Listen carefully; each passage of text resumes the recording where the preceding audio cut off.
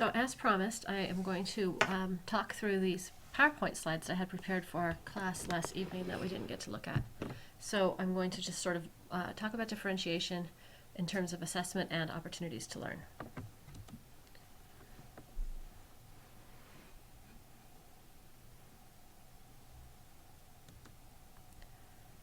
Tomlinson is really your primary source on this, and I will remind you again at the end of this screencast.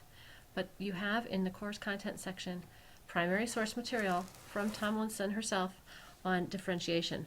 They're awesome, and take some time to watch them. They're not very long, but it will really give you some really good baseline information on differentiation. And it's really, as Tomlinson describes differentiation, it's thinking about how each student or group of students learns, using your common sense and your experience, and then supporting their learning.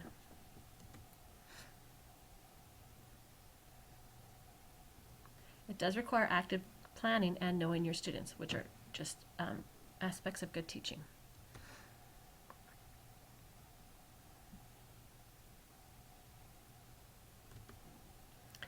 So the question comes of who do we differentiate for? Because we had talked about and looked at on those infographics that we're not in the business of writing IEPs for each child. That's not what differentiation is.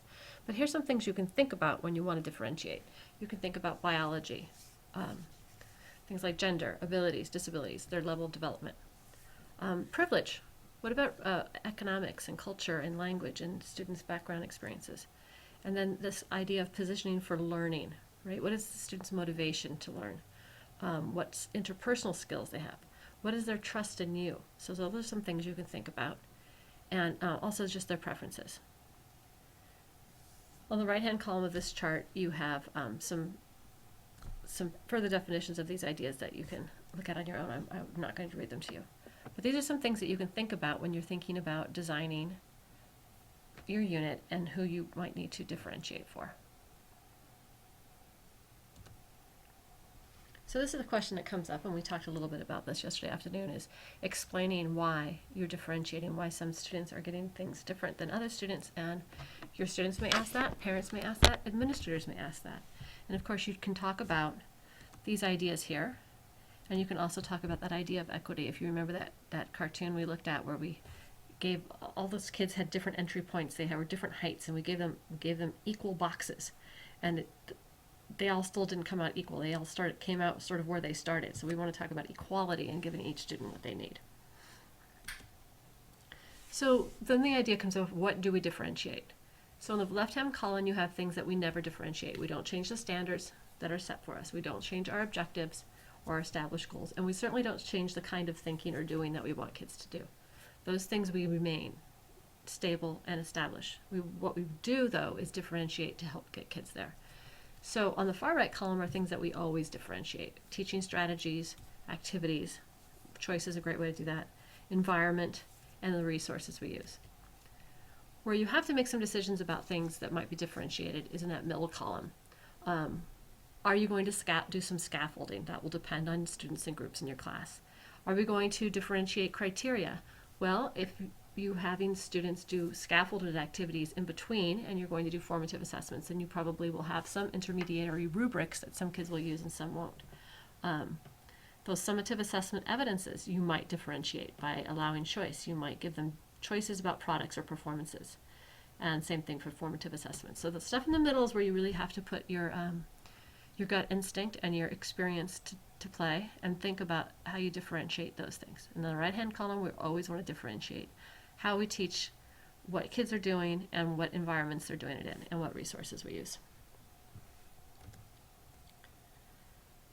So again, to reiterate, we never differentiate our objectives. All students must meet all the objectives eventually, right, in our time frame that we're working with them.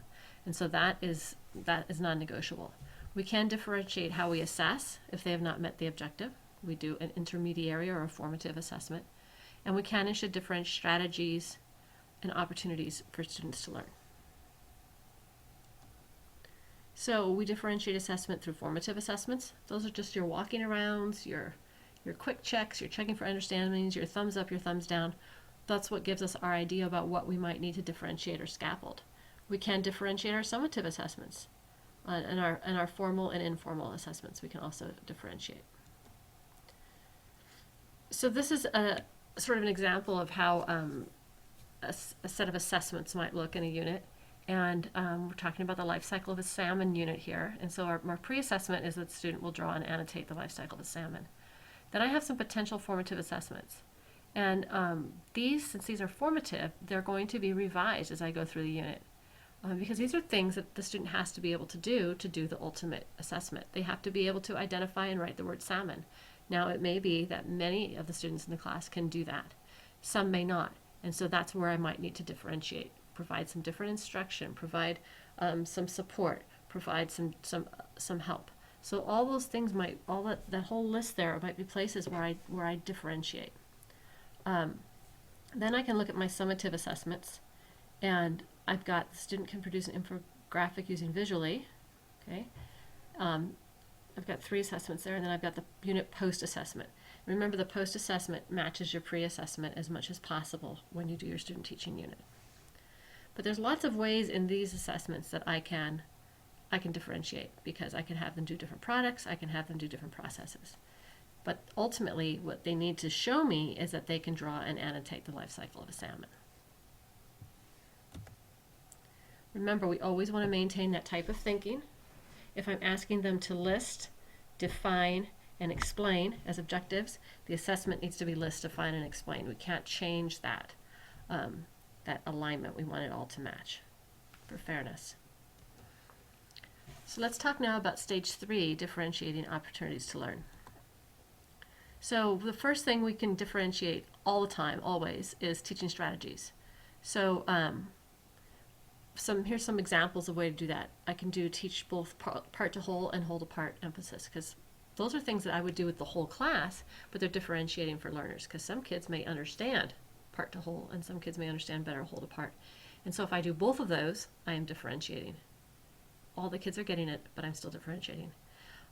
Small group discussions inside my direct instruction, or making connections. This last one is about cultural relevance. What's their cultural experience? What are their personal experiences?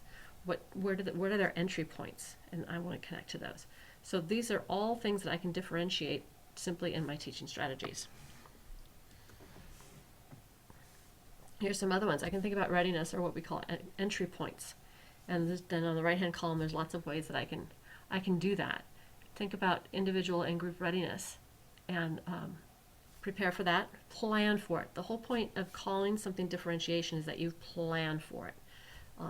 It's not something you do after the fact, it's something that you plan for. I can differentiate for their interest, and there's some ways in the right-hand column, some ideas of doing that. I can differentiate based on their learning profile. You know, how does a student or a group of students prefer to learn? And then also thinking about multiple categories and trying to get things all at once using graphic organizers or personal agendas and things like that. All of these ideas are in your Tomlinson book as well. So if you want to go back and read about them more, they're all in the Tomlinson book. Learning strategies, and absolutely we want to differentiate those activities. We want to provide practical, analytical, and creative options for student work. Tiered practice, also referred to as scaffolding, encouraging students to choose sometimes to work alone, to work with a peer, and using expert groups, having a group of kids become an expert on something and then sharing that expertise with other kids in the class. So these are ways to differentiate learning activities. We always want to differentiate learning activities, because not only does it give kids an opportunity to try new things and be creative, but it also gives kids an opportunity to become experts and help each other. Differentiating with choice is probably the simplest thing you can do as a beginning teacher, and one I encourage you to try. It doesn't mean that kids always do the same thing all the time. Here's a primary classroom, and the teacher has put kids' names, and they have to do all of these things eventually, but they can choose what they want to do. I saw a great kindergarten teacher in Haynes right before she retired, and she had a system much like this, and she had 5 activities that the kids had to do throughout the week. And on Monday they got to choose which one, and then they crossed it off, and then on Tuesday they got to choose another one. By Friday they still had to have done that 5th one that they've been putting off, but they were given the feeling of having choice in the matter. So even though they did all 5, they could either do the one they disliked the most on Monday and get it over with, or they could do the one they disliked the most on Friday and have it waiting. But they were given choice during the week to choose from the 5 activities, even knowing that they had to do the 5 activities over the time of the week. So choice is a very simple way to get started with differentiation. If you're uncomfortable with differentiation, if you're still not sure about it, I say just get some choice in there in your unit as far as process and products, and you'll be good. Here's some other ways to do choice with tic-tac-toes. Right? You come up with some ideas of products or processes that you want kids to engage in, and you let them choose. The first one has everything filled in, and the second one has some free spaces. When I used these, sometimes I would give them any choice they wanted. Sometimes I told them you can only choose, you have to choose one from each column. And so you have a little bit of control over it, but it does give them a sense of control too. And that's what we want kids to do, just to learn to take responsibility for their own learning. So this is a really good way to do that. And the free spaces you can start to introduce later when they've had some experience doing things, because they need to know what to put in the free space. A couple things very easy to differentiate when you're starting out as a beginning teacher is time. Okay, you can negotiate due dates with kids, or you can compact things for some kids who are mastering things more quickly. You can say, okay, well, if you get that done, then you can move on. So time is something you can build in. Homework contracts are another way to do that, and space. And that means, different spaces in your classroom where kids can choose to work, so they're not always at their desk working. Moving around from place to place, not having maybe you want your kids to have a home seat, and then they can move around and work at different seats. So thinking about space differently, out of the traditional sort of way, is a good way to think about differentiating as well.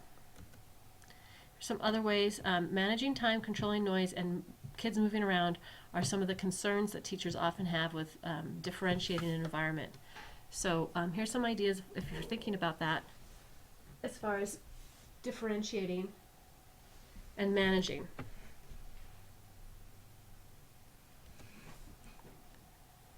Some other concerns that often come up is if I'm letting kids use the space flexibly, how do I manage that? And here's some ideas. You don't have flexible furniture, so what do you do? And kids are often very happy just to work on the floor. So these are some ideas, again from the Tomlinson book. So if you're thinking about doing something, don't be afraid to try it, because that's all we can do is try it, and if it doesn't work, we try something different the next time. But here's some ideas about actually organizing some of the differentiations you might want to try. And student groupings are a great way to differentiate. This is also in, if you look at SUSA in page 185, there's some really good tips for effective group work. But sometimes you want to use pre-assigned groups, maybe sometimes you want to use random groups, and then sometimes you want to let kids choose their own groups. But again, the idea is that you plan for it. You don't do it on the spur of the moment. Anything that you're going to do as a differentiation gets planned for. And here's some more ways to address some of those things. How do you make time to work with a small group? This is a huge concern for beginning teachers. How do I get those small groups working? How can I work with small groups while other kids stay focused? So there's some ideas there. Remember, we always want to, even if we're doing different resources, maintain that level of thinking and your alignment with your objectives.